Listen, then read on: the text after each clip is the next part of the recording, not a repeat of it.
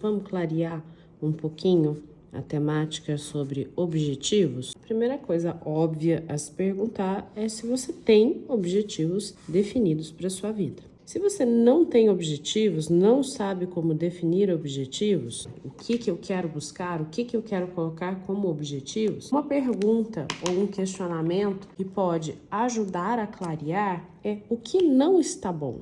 O que não está legal na sua vida? O que te gera frustrações, queixas? O que te gera a sensação de que está faltando, de que poderia ser mais? O que falta? Muitas vezes a nossa mente está em um esquema já automático de escassez, então fica muito difícil a gente vir para a concepção de objetivos preso em crenças, preso já no não consigo, no não dou conta. Quando a gente for pensar em objetivos, é necessário a gente entender que a vida é composta por 3 esferas. A esfera do eu, a gente tem a esfera das relações e a gente tem a esfera referente ao trabalho. É claro que essas esferas não funcionam de forma isolada. Os aspectos do eu vão influenciar nos demais, os aspectos dos nossos relacionamentos vão influenciar nos demais, mas é importante saber que elas precisam ser olhadas até para trazer clareza de uma forma isolada. Então, na esfera do eu, a gente está falando de aspectos referentes à saúde, a corpo, aos nossos hábitos, daqui a gente inclui comportamentos, os nossos desejos, projetos e também o nosso âmbito mental. Quando a gente traz o aspecto de relacionamento, a gente está falando tudo aquilo que de alguma forma envolve as nossas trocas. Então aqui a gente está falando de família, relação de casal, filhos, a gente está falando de amizades, um âmbito social. Quando a gente fala de trabalho, a gente está falando de dinheiro, de carreira, de propósito, o nosso lado referente ao servir, a sensação de utilidade. Por que eles conversam entre si? Porque o que acontece na atmosfera do eu influencia o restante. Se você está com uma dor de dente, aspecto de saúde, essa dor de dente vai influenciar como você se comporta nas suas relações, vai influenciar no seu trabalho. Os seus hábitos e comportamentos, se você atrasa, se você não atrasa, se é disciplinado, tudo aquilo que você tem de hábitos e comportamentos vai influenciar nas outras atmosferas. Os seus desejos, se você tem escolhas e desejos que são diferentes do que o teu parceiro quer, diferentes do que a tua família espera, que não comportam o âmbito de trabalho, isso vai influenciar. Tudo que acontece na atmosfera do eu vai influenciar nas demais. Quando a gente modifica aqui, necessariamente a gente está modificando as outras também. A mesma coisa na esfera das relações, se você não está com essas relações acontecendo de forma harmoniosa, obviamente que isso vai ter influência na forma com que você se enxerga e vai ter influência no trabalho. Se você está numa briga intensa com seus filhos, com seu marido, é óbvio que isso vai prejudicar a forma com que você coloca prioridade ou executa as suas ações. Se a gente for colocar isso aqui numa ordem de hierarquia, essa aqui é a mais importante. Em segundo lugar, vem o desenvolvimento das nossas relações e, como consequência, a regulação aqui da esfera do trabalho. Quando você olha de forma isolada para essas esferas, talvez fique mais fácil responder essa pergunta. O que não está bom? O que está faltando para voltar para uma sensação de bem-estar? A partir da constatação do que está faltando, aí a gente vai para a pergunta: o que precisa ser feito ou desenvolvido para chegar no resultado?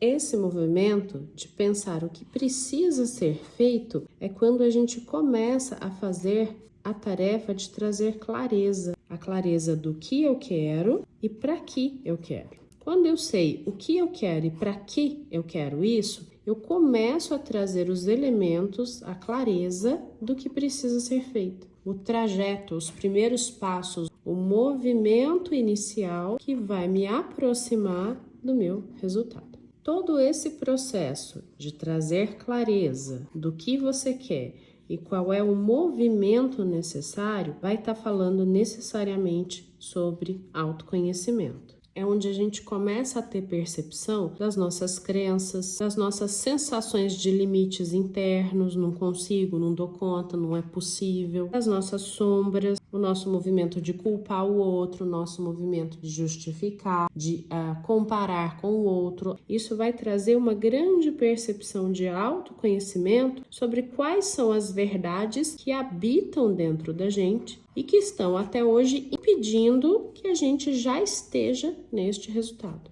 Então, quando a gente já passou por essa primeira etapa, para caminhar em direção a esse resultado, provavelmente vão nascer objetivos. O que eu preciso? O que eu quero? O que eu estou buscando? Esses objetivos, num primeiro momento, eles podem parecer confusos, né? Começar o trajeto do objetivo. E por isso que quando a gente fragmenta isso em tipos de objetivos, a gente cria a possibilidade de desenvolver aspectos na gente. A gente tem alguns tipos de objetivos. A gente tem o objetivo a curto prazo. O que é o objetivo a curto prazo? É algo que a gente já vê como possível e que ele pode ser realizado mais ou menos no prazo de 1 a 6 meses. Esses objetivos são coisas já possíveis, que já ficam permeando a sua mente e são completamente realizáveis e que é tudo uma questão de trazer organização e a decisão da ação. Como são objetivos de um alcance rápido, que é só uma questão de organizar o seu tempo, as suas condições, algo muito palpável, que você já tem os recursos, você vê isso completamente viável de ser realizado. Então aqui a gente está falando de um trabalho da criança livre, um trabalho que mexe com o nosso lado de resgatar a nossa motivação, resgatar o olhar sobre nossos sonhos e desejos. A gente vai começar a flertar de novo com a nossa capacidade de ter prazer, a nossa capacidade de resgate da sensação de eu dou conta, eu consigo. Para isso, a gente vai mexer com clareza de quais os movimentos que eu quero trazer para essa realização, clareza para definir detalhes e gerar a decisão. Sabe aqueles movimentos mentais que fica assim, preciso fazer, tenho que fazer isso, tenho que encerrar isso,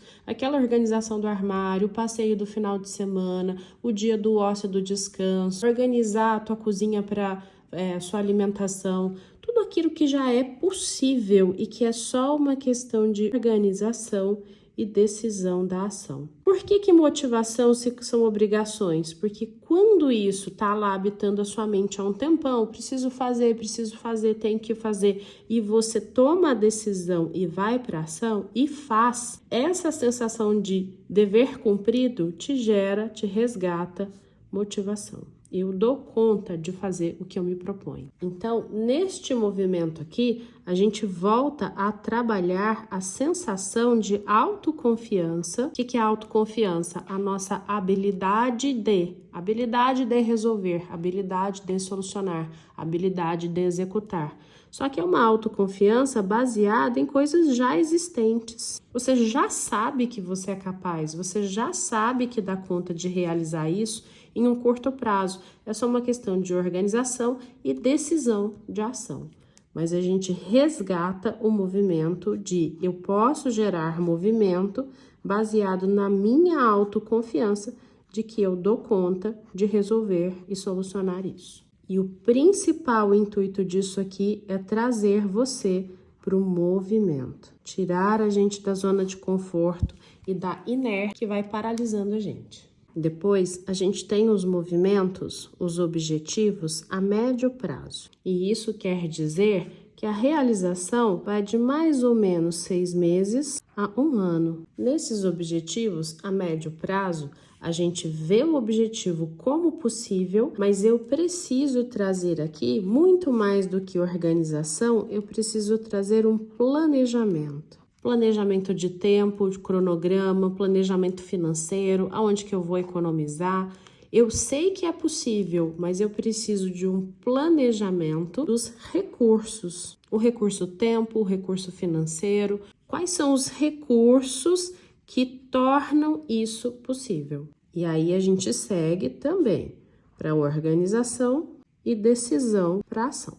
Aqui a gente começa o desenvolvimento do nosso ego adulto, ou seja, da nossa capacidade de pensar. E isso vai trazer para a gente 2 movimentos super importantes: o movimento de ter foco e o movimento de ter disciplina. Por mais que a gente enxergue o objetivo a médio prazo como possível, se a gente não tiver foco e disciplina para fazer o planejamento e organizar os recursos para ir para a ação, isso aqui nunca sai da atmosfera do pensamento. Então, quando a gente coloca um objetivo a médio prazo, que precisa ser realizado num espaço de tempo em que a gente não desanime, que a gente não desista, e a gente traz essa ação, a gente está desenvolvendo foco e a gente está desenvolvendo disciplina. Mais uma vez, a gente trabalha com o processo de trazer clareza do que é necessário, só que aqui, muito mais do que planejar os detalhes e decidir, a gente está trabalhando com autoprioridade. É quando muitas vezes, para planejar os recursos, a gente vai ter que escolher.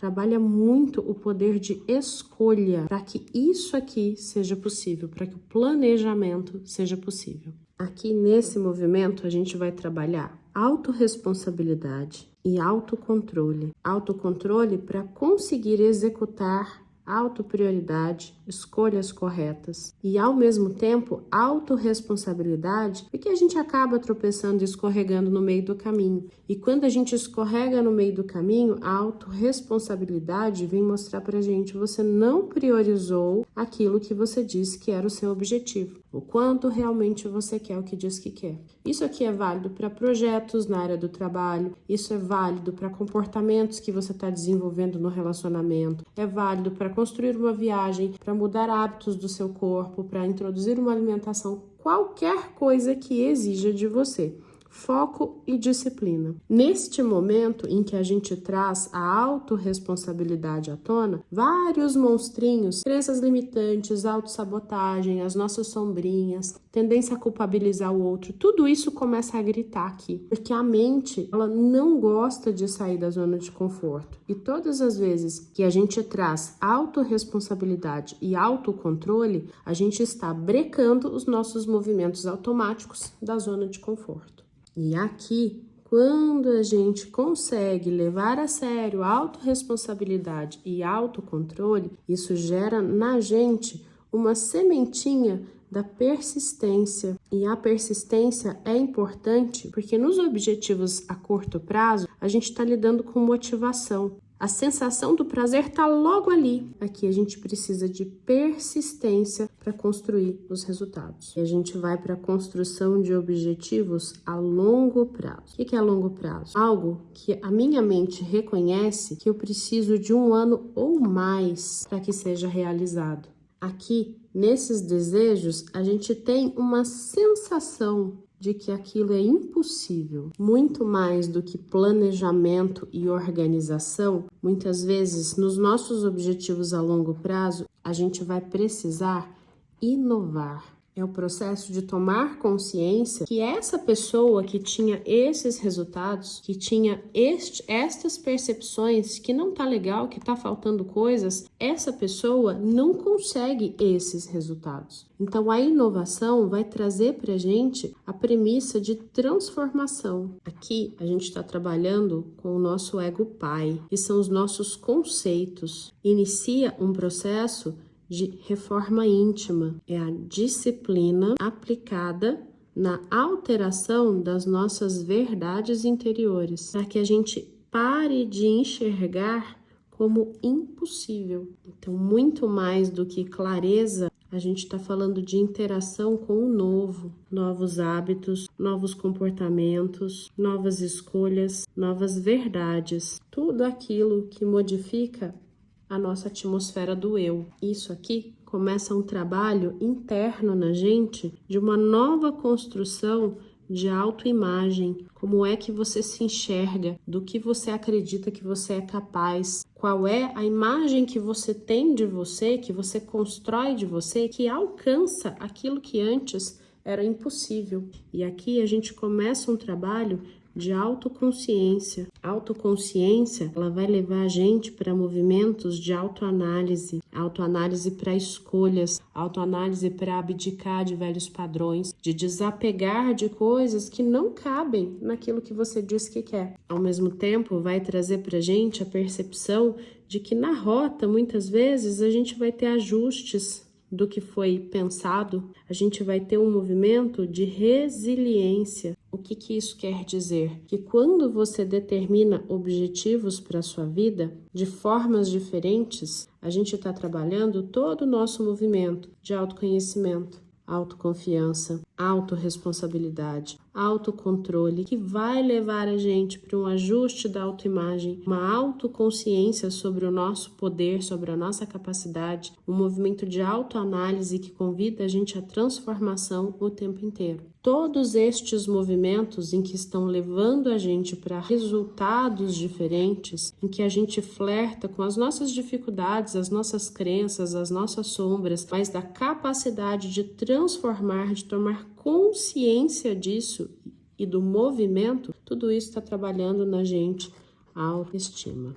A melhor forma de trabalhar autoestima é se colocar em movimento por objetivos, porque na busca de resultados você está se transformando em uma nova pessoa. E a transformação em uma nova pessoa, estimando o movimento de se transformar, é o que leva a gente para qualquer objetivo e para o bem-estar.